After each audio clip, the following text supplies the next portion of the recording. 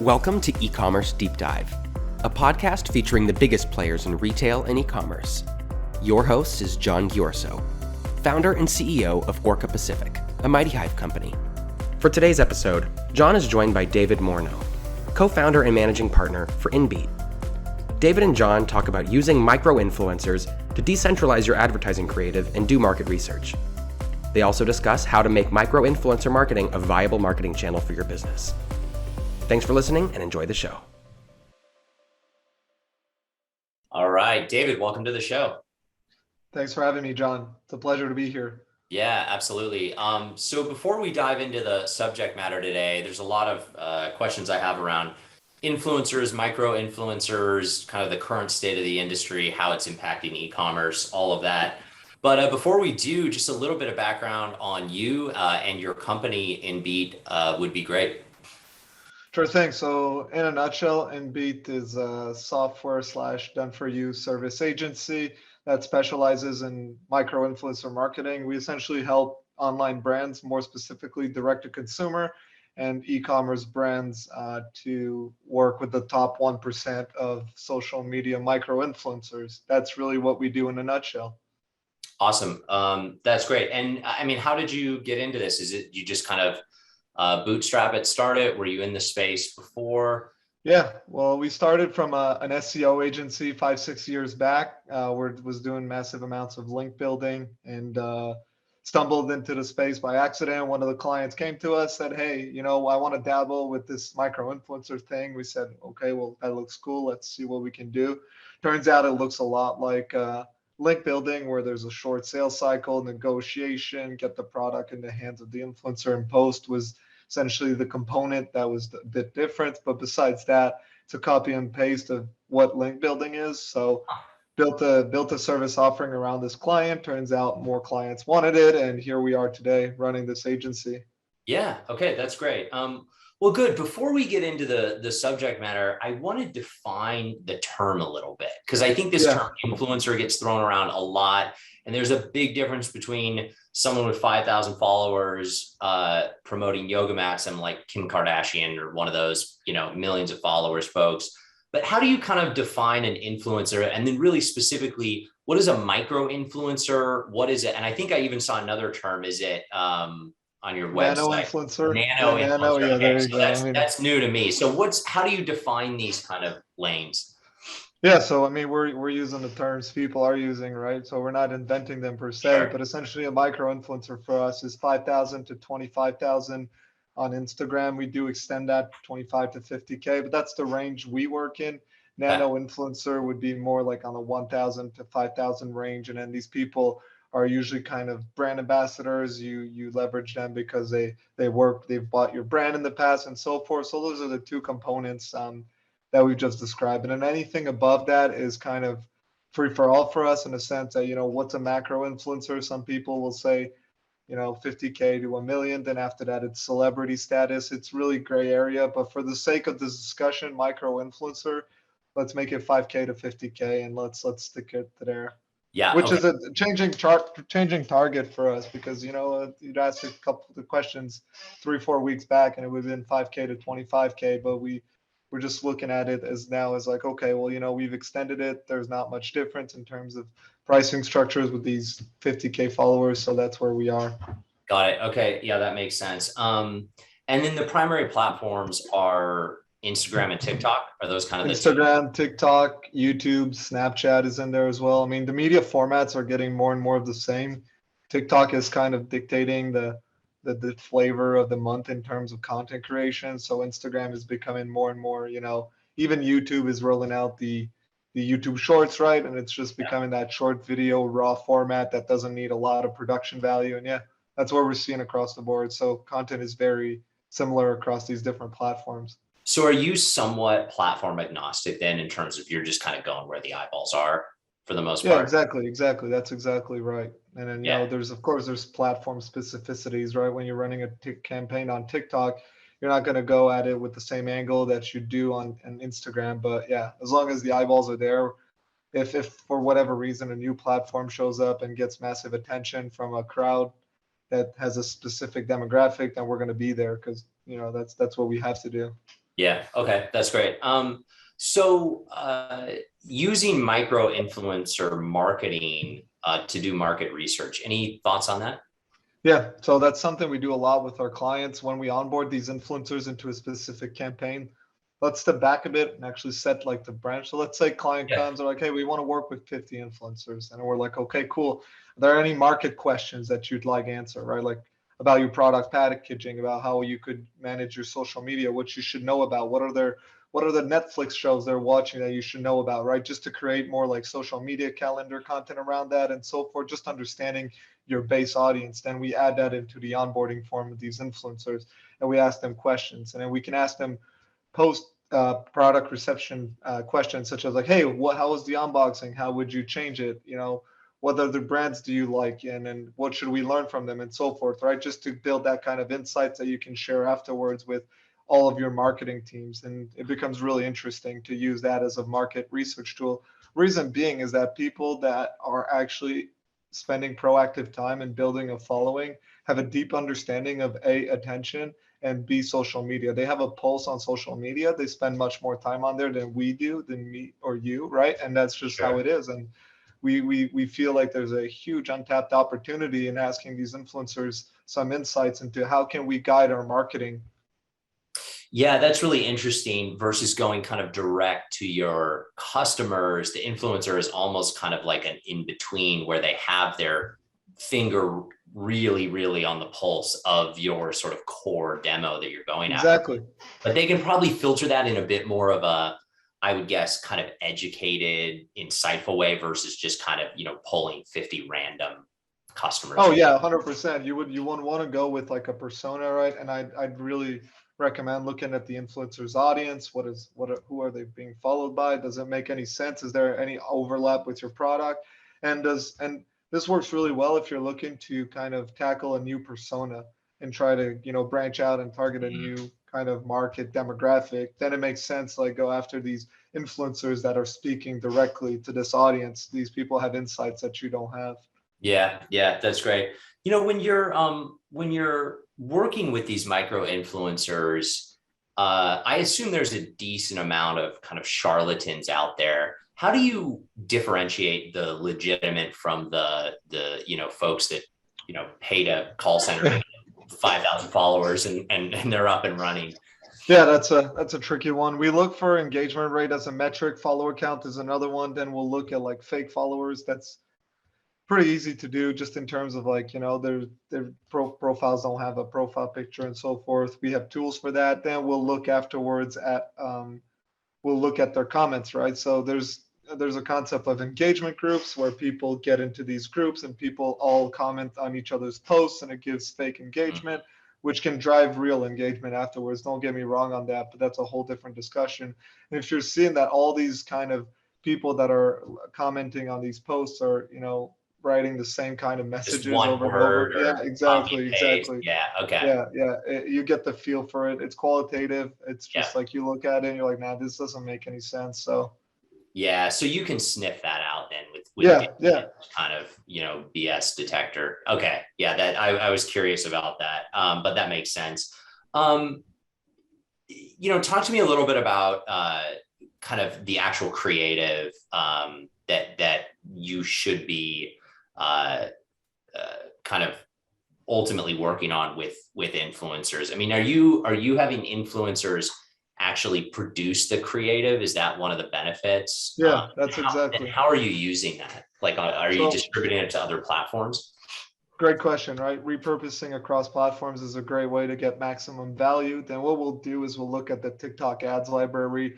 We'll look at the Facebook ads library. We'll see, okay, how are like brands that are crushing it using micro influencer content or user generated content, in their marketing stack. Where does it lie? Where does it live? And then we'll get an understanding of that. Then we'll build a mood board, right? And after that, we go to Instagram, TikTok, Snapchat, name it, right? And we try to find, okay, what are the content examples that we can pull from there? Then we'll get tons of content examples, create what we call a mood board, and then we'll just send that to the influencers and say, hey, we'd like content along those lines, right? And based on the influencer's expertise, meaning have they done reels in the past? Are their reels any good? So forth, right? The content quality, we'll ask them specific briefs. So I mean, as like a marketer, what you can think of in this sense is like map out kind of like your user journey, which kind of ad do you want to run for this kind of person, and then map it out, and then reverse engineer that and use these micro influencers as a decentralized way to create that content for every stage that you're looking to target. And then you end up with a super diversified mix of amazing content that it resonates. Yeah, that makes sense. And I think it's obvious then to sort of deploy that through the same platforms, but in a paid way. But are you using that beyond the social platforms? I mean, are you repurposing that content, using it on D2C sites, on Amazon, on other e-commerce platforms, retailers? Absolutely. You can, and depending on your creators, right, if you realize that one has a knack for product photography, right, by all means get them to create content, post that to your Amazon listing, have them create a product review, add that to your Amazon listing, right? The paradigm shift is like, think about this as like an outsourced creative team, like you're crowdsourcing content, whatever your creative need is. These people on tap for your brand are ready to do it at a fraction of the cost that you'd pay an agency or a professional studio, and you can just tap into that. And more importantly, right, is the diversity of content. Like there's limitations to what a studio can create in terms of content variations, whereas if you have 20 people, they're going to create very different concepts for your brand, and that's just going to crush it for you because you're going to be able to target different demographics, different age groups, and so forth with the same kind of network. Yeah, that's interesting. So you've sort of already answered this, but just to kind of close the loop on it, I think some people might be wondering, well, like, okay, sure, I can get content in this way, but what's the actual benefit? But it sounds like cost is one of the benefits. Diversity, which you mentioned, of sort of types of content. I would also think authenticity is one of the differentiators. Exactly. Authenticity is one of the differentiators. And with all the tools and out there, like TikTok makes it extremely easy to be a creator. Instagram is making it extremely easy to be a creator as well. Tons of YouTubers are creating educational content about creating good content, educating people on lighting, educating people on talking in front of a camera. So these people are legitimate creators, right? And then, as you said, they're going to be much more authentic and then authenticity is a tricky part. Like I was just talking with a client, right? And it was just all about it was about supplements, right? And it's like, well, we want to promote this supplement, but we have to be careful about this supplement. And then we have to think about, okay, well, let's ask the influencer what supplements they're already using on their daily basis. And then that's going to make for much more engaging content. For instance, if I say like, hey, we want to promote our new ashwagandha, right? And then it's like, well, okay, that's cool. But like, if an influencer is already taking that, their testimonial is going to be through the roof versus someone who's just going to do a sellout video and say like, hey, this ashwagandha, I really love it. And it sounds bogus and completely off because they don't care about it, right? Yeah, that's such a, like, it makes sense, but that's so hard to nail down. Like, how do you measure authenticity? How do you define it even? How do you, it's like, it's one of those, like, it when you see it, but it's really hard to explain it or create a process. I mean, is this basically full on just qualitative, just, more creative kind of, or is there any way to actually apply kind of data or any type of repeatable process? Yeah, so it becomes extremely qualitative the moment that our clients want to pre-vet for that. We play it as a numbers game, like brands that are happy to play it as a numbers game. That's how we love to play it. It's like, look, like you're gonna get some bad content. Don't get me wrong. Yeah. Some of this is gonna be complete garbage. It's gonna be crap. But like there's gonna be some diamonds in the rough. And those are the people that we want. And then, that's where our edge as an agency comes, is like we've done that process so many times with different clients, and now we know like who are the diamonds in the rough, right? And then Yeah, that's interesting. That makes sense. Have you guys, I know I'm jumping around here. Have you guys done anything with live video through the various platforms you work with? Yeah, so we've done, Instagram takeovers where, you have someone go into someone's platform, to someone's social media, Instagram, and then just like, adding stories there. I don't think we've played with live just yet in terms of how we do things. We've worked with, we've worked with Twitch streamers in the past. We realized it was a completely different game, and we're like, we don't want to play this game. It's just different all across the board. And we just realized it's a whole different expertise. But we haven't played with live all that much, and we probably should. Like, we should have, people on our team thinking about live, and which is something I'm gonna actually ping everyone about this after this podcast. We've been thinking about it a lot. Amazon has a couple live options, but they've been kind of hit or miss, and they haven't really gotten to scale yet. And but I know it's just massive in China, and so I think that the question is, does that translate into North America eventually? The answer to that is probably yes, but I can't see otherwise. I think live shopping, we've worked with a couple live shopping platforms that wanted to onboard creators into their platform and have them create content live, but it hasn't picked up the way it has in Asia, that's for sure. But I know TikTok is dabbling with it. We'll probably have someone on our team that's doing some R&D there. We're on the pulse. Like, a lot of these things are just going to end up dying, but you have to be there when the right thing comes up and shows up. And then, you mean trends or platforms or both? Yeah, trends and platforms, right? They rock features out, they kill it, and then and it's just how. Yeah, but you got to be testing all of them. So in the one, you have to, because when it pops is when the biggest opportunity is. Yeah, then it fades out. How early were you guys on TikTok? We've been doing TikTok, I think, for 2 years now, 1 year now. So we've been pretty early on it. It's crazy because now everything is about TikTok, right? Now it's like, I swear, like every appointment that we have in our pipeline is all about TikTok now. People are like, okay, we want to understand this TikTok thing. We need TikTok content. No one knows how to create TikTok content on our team. And it's like, well, okay, let's delegate this to TikTok creators and have them create content for your brand, and let's guide these creators into creating the right content.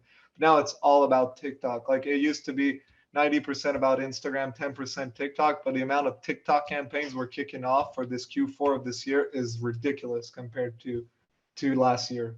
Interesting. Have you found that I mean, it sounds like this is probably an obvious question, but it sounds like the brands have really changed their attitude around that platform. I don't think they have a choice. I don't think they have a choice. Yeah, it's where the customers are, right? So it's just the numbers kind of speak for themselves. Yeah, that's interesting. I think was there a reluctance maybe a year and a half ago to get on TikTok? Oh, definitely. I'm curious, why is that? Was it just too small, or was it actually the sort of type of creative, like, we don't want to dance, we don't know how that works, like, this doesn't work for our brand? Was it that type of thing, or was it just generally it's not big enough to pay attention? I think it's the marketing literature. I mean, it's just like people read these articles, and then, like, at some point there's enough articles out there that, like, CMOs and marketing directors are all talking aligned with TikTok, and like, TikTok is all of a sudden really important and is a must not miss, right? And these marketing trends always keep recycling, right? And now it's just like we're full on TikTok right now, and that's where people are spending their efforts. And I think rightfully so. That's definitely a signal in the noise. Like, TikTok is there to stay, and the brands that are crushing it on TikTok are going to crush it for years to come. That's where the new consumer is. That's where, and it's not just young people on TikTok anymore. That's not true at all. You've got people of every age on TikTok. It is so addictive. I don't have it on my cell phone because of the level of addictiveness that there is from this platform. It is ridiculous. It is so much more addictive than Instagram. So that gives you a sense of, how strong they are going to be. Yeah, that's interesting. I know that there's been some kind of really dramatic spikes on products on Amazon based on TikTok campaigns where, it's like all of a sudden you've got a product in like top 10 on the platform, which is just completely mind-blowing, and it's like some obscure pair of yoga pants or some kitchen tool or something that no one had ever heard of 3 weeks before. So TikTok made me buy it, right? That's exactly that's interesting. So I mean, along those lines, are you guys are you driving traffic off platform, so from Instagram to D2C to Amazon to Walmart to any of those more sort of the, I guess, traditional digital commerce platforms? But it's hard, right? It's very hard because the platforms are trying to keep this, like, very tight and getting people to stay in the platform. The TikTok maybe by this, and is just a trend that people go off TikTok and go there's no direct link to there to go buy on the listing. Oh, got it.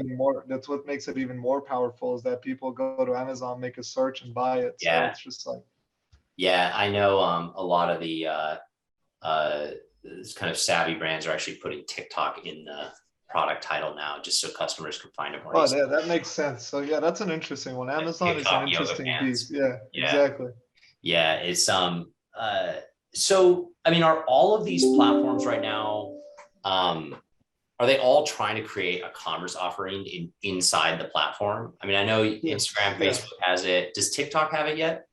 Yeah, they've played around with Walmart on it. I know they had like a partnership with Walmart. I'm not sure where that lands. It's gonna come. Like social shopping, like is big in Asia. It's gonna be big here. It's just a matter of time before we're fully integrated in the experience of, buying directly from inside the platform. And that's going to be a huge opportunity, because the brand, like you're going to have Instagram and Facebook headbutting with, TikTok. So they're going to be pushing that massively, which represents an enormous opportunity. Yeah, that's super interesting. I know I've jumped around a lot here. Anything else that's like top of mind for you that you think is interesting, especially from like a more of an actual conversion to sale, commerce perspective when it comes to micro influencers?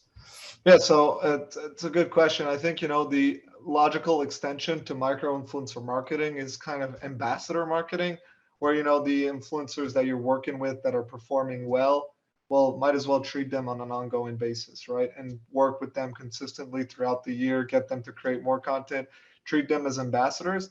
And Okay. additionally, in that same paradigm, like you'd want to treat your clients as potential ambassadors as well, because they're on social media. Maybe they only have 400 followers, but their 400 followers are untapped from advertising from their friends. So if you can turn these people into ambassadors and think about it from an ambassador paradigm, it becomes an extremely powerful tool.